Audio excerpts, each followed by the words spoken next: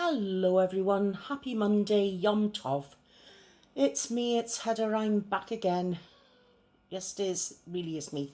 I can pinch myself out there, definitely me. How is everybody today? I hope everybody is well. I hope you all had a lovely weekend. I have tried to do something with my hair today, and as you will see, well, you can't see because I haven't told you yet. Typical Heather start again. Blow dried my hair. I've got this stuff called curling cream by a company called the Curling Cream Company, I believe.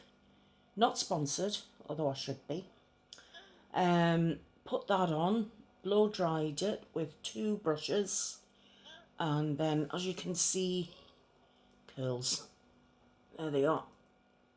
Still curly, but a little bit more dignified. And yes, isn't it shocking, an inch of grey hair at my roots. But never fear, I'm getting my hair done this Saturday afternoon because it's been booked in for ages and my hairstylist is very, very popular. So I've got to get her when I can get her. So I'm getting all that nasty grey taken away because you know what, guys? I am not ready to give in to potential being over middle-aged. I'm not a pensioner. I'm nowhere near being a pensioner yet. And, you know, I don't want to stay, chasing youth or anything like that, but I'm remarkably lucky. I've got pretty good skin for my age. I don't have much in the way of wrinkles. Not deep set ones. I have a lot of fine lines, but I don't have much in the way of wrinkles, considering I'm a little bit over 21. And, I've never known anybody yet vomit into a bucket when they've looked at me, so I don't think I'm that bad. I don't think I'm any great shakes. I'm no oil painting, but, it's like everything else. You've got to make the most of what you've got, don't you? And that's what I've had to do all the time, is just make the most of what I've got. And, like I said, one of these days I am going to do another live stream. I'm going to get my son to show me this time, but he's going to have to show me about 50 times before I finally get it, so that on the night I can go ahead and do a live stream for you, and then you will be able to see that I am exactly the same live as I am in a video, because I have heard it said that people are different when they're on a live stream as to what they are on just an ordinary captured piece of video. But I can't see how that can happen with me, because I'm like this all the time. So all you're going to get is just a speeded up version of me, I would imagine.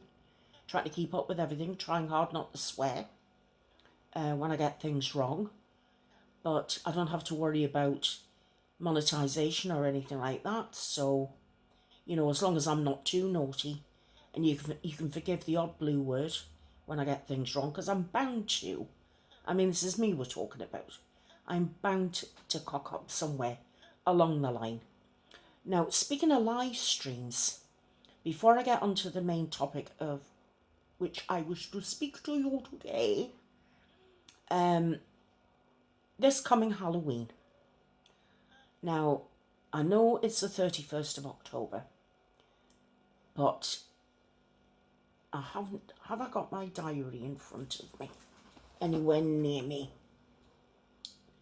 No, I don't think so. I don't think I have. No. In fact, hang on. I've got last year's diary, but it'll have this year's stuff in it. So if I look, it might tell me what 2019. Right. Let's see. Dates. should have a flipping calendar. World holiday dates, UK. Oh, hang on. 2017, 2019. Right, so, let's say this is last year's diary. Oh, the 31st is a Thursday. Ah, right. So, now, that puts us in the horns of a dilemma, Haveners, and I shall tell you why. And here's the thing. If we were to do Halloween on the Friday, that would be the 1st of November.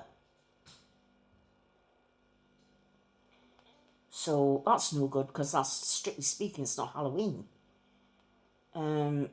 So does that mean that that particular week I actually do a live stream on the Thursday? Okay, guys, so, right, here's the deal. Here's my plan, but I need your help. Now I know that Halloween is on a Thursday. You know I normally do folk tales on a Wednesday and the spooky sessions on a Friday. But this year, with Halloween being on the Thursday, what do? Do I move the spooky sessions back a day and do you a live stream and have a Haven Halloween 1 hour special? Do I do that on the Thursday? What do you think? What do you think I should do? Because I don't want to miss out on the spooky sessions.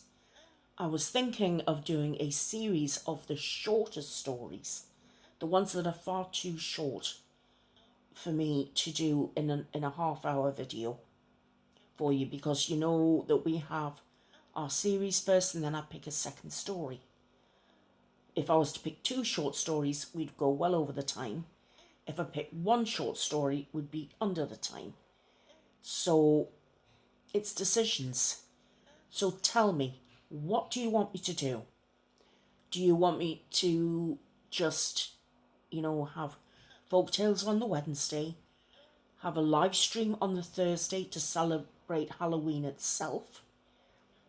I don't know if many of you will be going out trick-or-treating, especially our American Haveners, or do you want me just to carry on and do it on the Friday and pretend it's Halloween?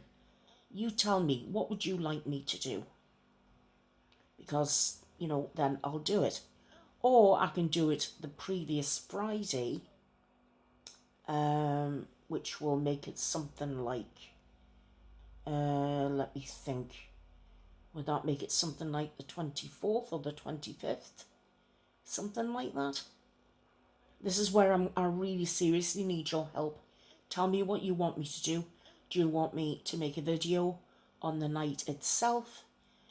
Do you want it put off to the following night? Or do you want it a week earlier? So that's my plan, to have a live stream. I'll probably dress up a little bit, have a little bit of spooky makeup on, try and get, the whole ambience and the atmosphere of the night when the veil is thin, when we can, when the 2 worlds come that little bit closer together. So you tell me. I do rely heavily on your input, because you know that I am led by you. This is how it works in here. We are a democracy. It's not just because it says Headers Haven. And I wanted to explain that name change to you. I found that every time I welcomed someone into the Haven, when I mentioned the Haven, they didn't really know what I was talking about. So I had to go over it again and again about what the Haven was about and what we stood for and everything. And so I just thought, I know all of you have been saying for a while, call it Headers Haven. And I fought against that because it's not my haven. It belongs to everybody. So just in case any of you were thinking, well, she's gone back on our word, why is she doing this now? I just thought, right, well, okay, fair enough, I created the channel. But it is true that I wouldn't be here if it wasn't for you guys. So that's why I did that. But even though the name has changed, please still know it is your safe place. It is your haven. And I am led by you. That will never change. And I just can't ever see it changing, because I want to make you guys happy. And I can't do that if I just go ahead and do things that you don't like. Because I don't want to lose any of you. You know?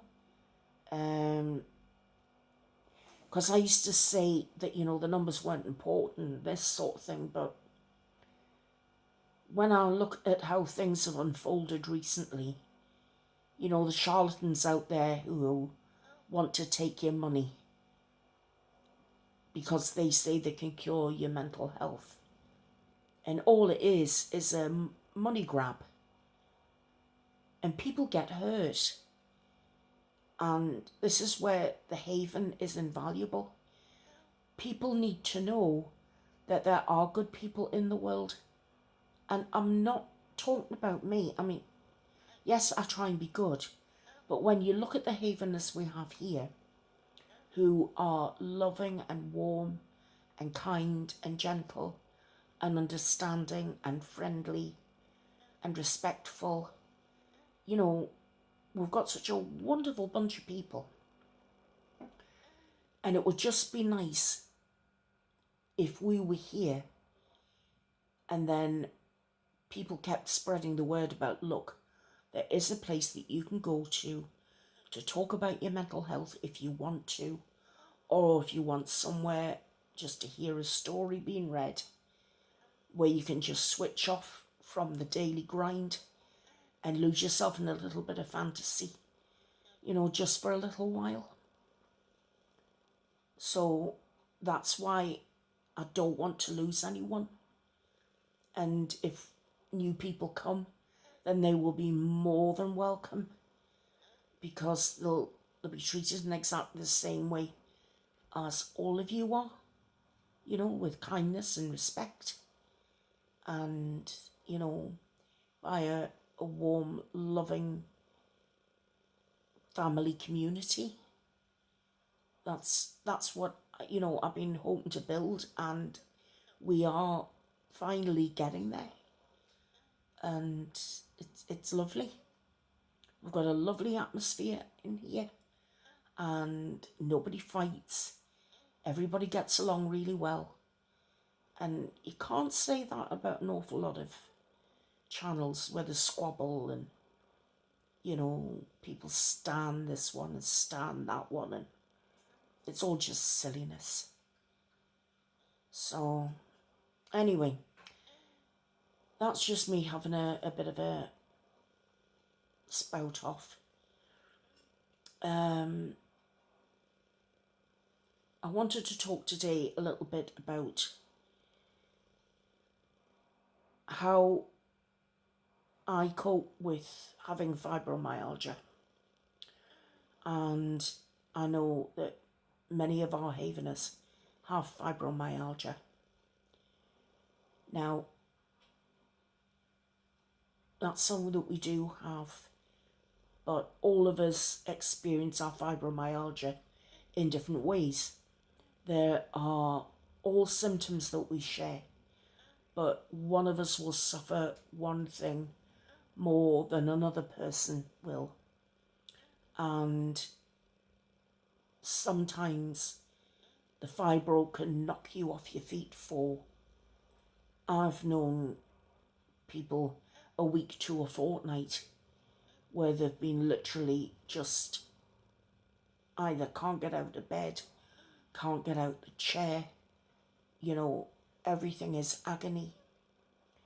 So I just wanted to explain a little bit about how it affects me, because this is where I can try and help people, is with life experience. And if you do think I look a bit tired today, I am.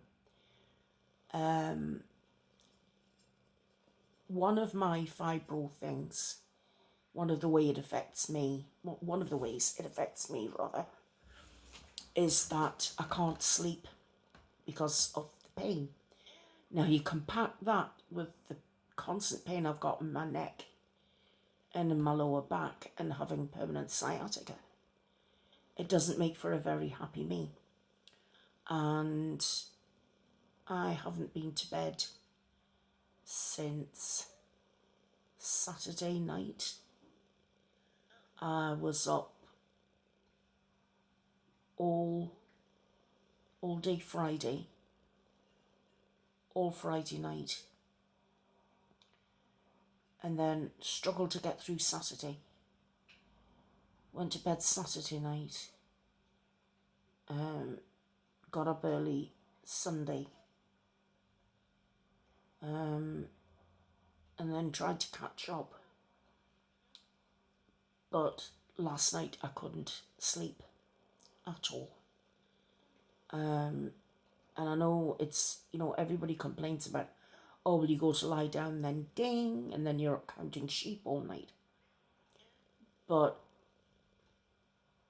the things that I have experienced since I was diagnosed with fibro.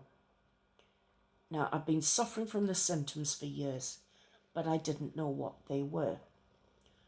And my doctor sent me to see a rheumatologist. And over a period of 2 visits, he asked me a lot of questions. I got a physical examination. And then he told me that in order to be classified as having fibromyalgia, there are 18 markers that show whether or not you've got fibro. And in order to say that you suffer from fibro, you have to score more than 11. It's 11 or more of the markers out of 18.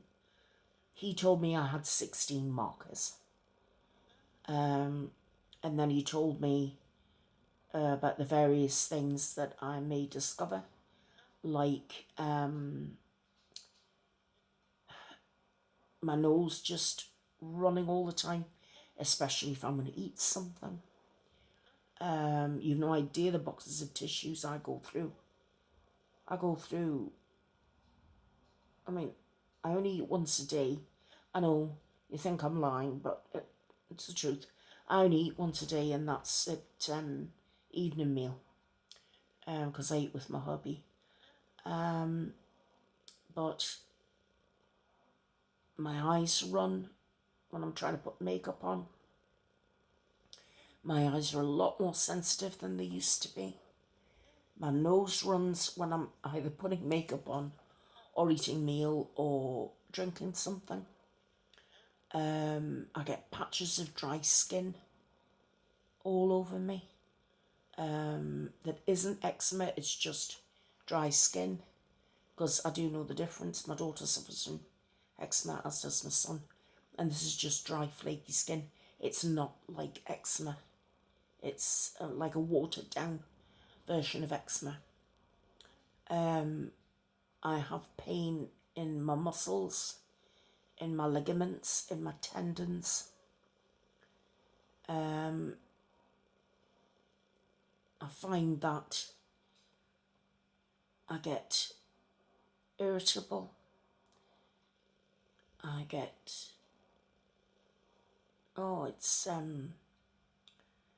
got this thing called fibro fog. You may have heard other people with fibro mention it. And it's like, and I mean, this has been going on since I was in my early to mid 40s. You'll be about to do something, and then all of a sudden, it really is like this mental fog just descends. And whatever I was planning to do, it's just, I can't mentally sort of make sense of anything, and it's like I forget how to do things. And I mean, for years, I mean, I must admit, I mean, hubby and I mean, we were a long time together before we got married. And for years and years, I said to him, you don't honestly think I'm coming down with Alzheimer's or anything, because I'm so forgetful. I am, you know, I'm really having trouble remembering things. And, you know, I was explaining to him about this fog descending. And then I started reading up on it. And then I was talking to my friend Angie, 4F Beauty. And she was telling me about how she suffers with fibro fog.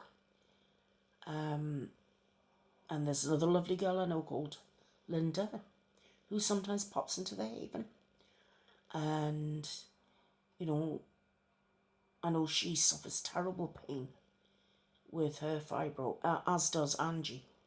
Angie suffers dreadful pain with hers in her back and in her legs. And I'm sorry I haven't remembered it all, Angie, but I can't genuinely blame that on the fibro fog.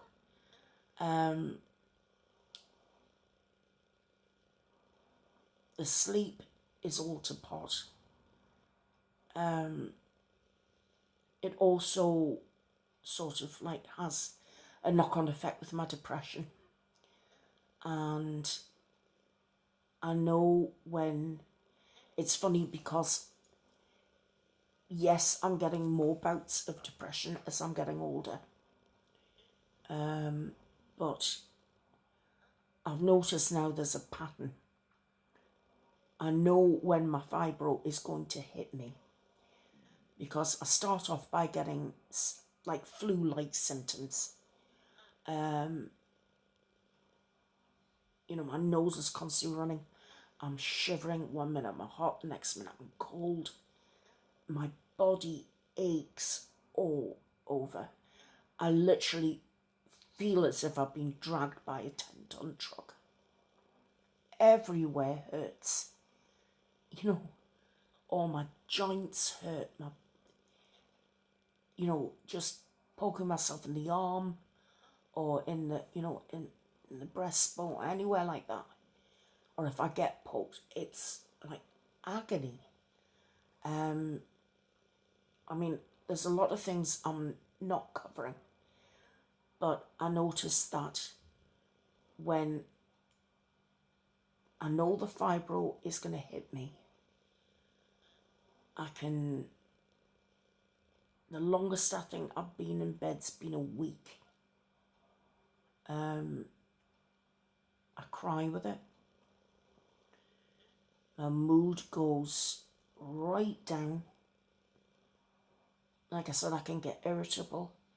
I can get really snappy. And then I'm full of remorse because I don't mean to be that way. Fibro is an awful condition. And it's chronic and it's debilitating. And it affects your quality of life. You know, it really does. You know, some people can hardly bear to leave the house because they feel so poorly. And, you know, men can have fibro too. They can suffer from it. I must admit, I don't think I've met a man yet with it, but I do know that men can have it. But the majority of people I've met with fibro have all been women. I don't know of anybody under the age. I personally have never met anybody under the age of 30 who's got it. But listen, if any of you out there are under 30 and you've got fibro, well, my heart goes out to you, because it's an awful, awful condition. I've found that it's life-changing. it has affected my quality of life. A lot of people don't believe in it. Like back in the day where people didn't believe in ME. And now, of course, ME is a recognised condition. People used to just say, oh, you know, it's persistent laziness. That's what they put ME down to. They couldn't understand that it was this chronic fatigue syndrome. And that's something else with fibro. You feel constantly. There's bone aching tiredness, constant fatigue, constant pain, fighting through this fog, trying not to be depressed, these physical side effects, and it's, you know,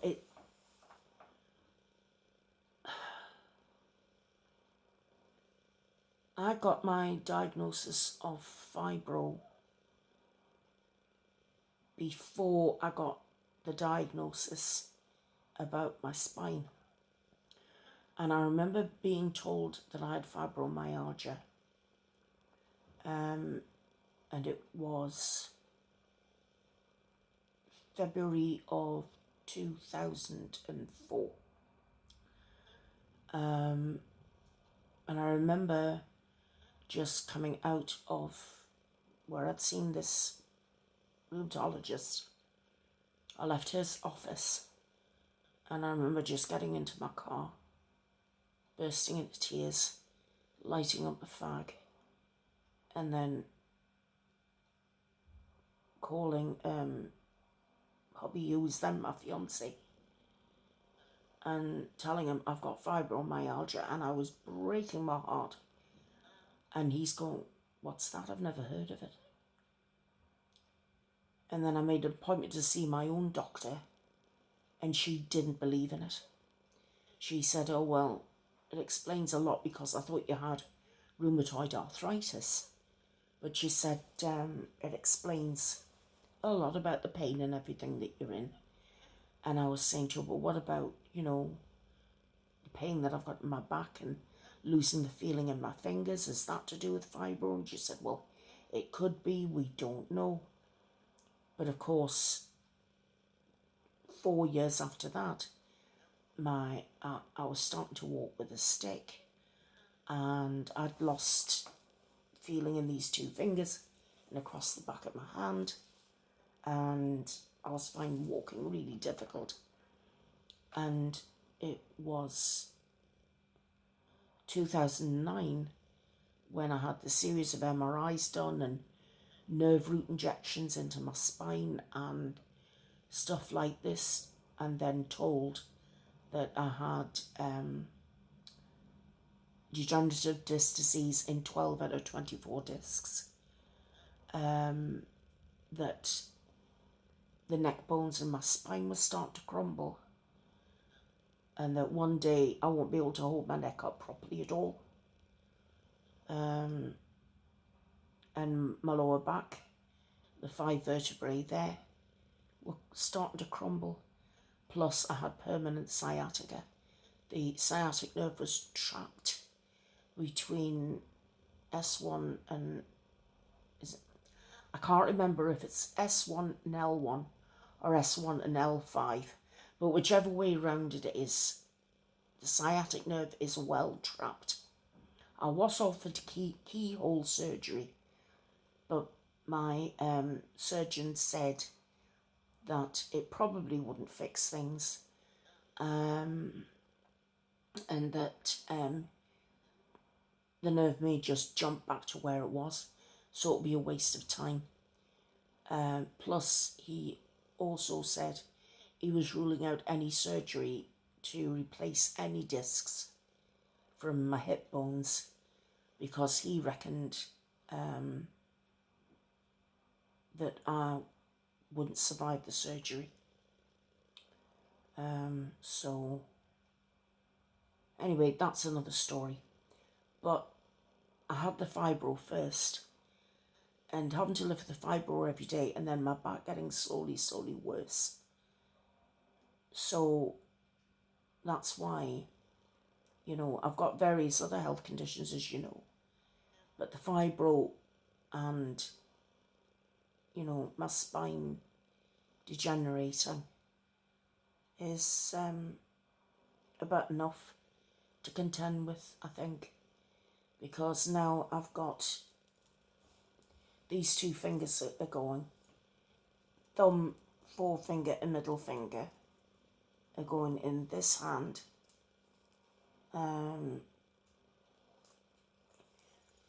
This hand's weak, so I can't hold anything, but it's all linked up to my neck. So that's the problem there. Oh dear me. There I've gone, I've yacked. But I hope what I've spoken about today is going to help someone. If you have any of the symptoms that I've spoken about, and I'm going to send my friend Angie a message and see if she's willing to write a little bit about how her fibro affects her, and also Linda, and see if they would come and leave comments. And if either one of them would, then I can pin it. Then anybody can read about their experiences. Plus, if any of you who have fibro, I know our Rhea Snakespeare, Rhea has fibromyalgia as well, and she suffers with an awful lot with that, and it doesn't respect anybody. It doesn't matter your gender, it doesn't matter your skin colour, it doesn't matter your religion. It will accept anybody into the fibromyalgia club. And I don't know, if I was given the choice between having fibro and getting my mobility back, or getting rid of the fibro but having to stay in the chair,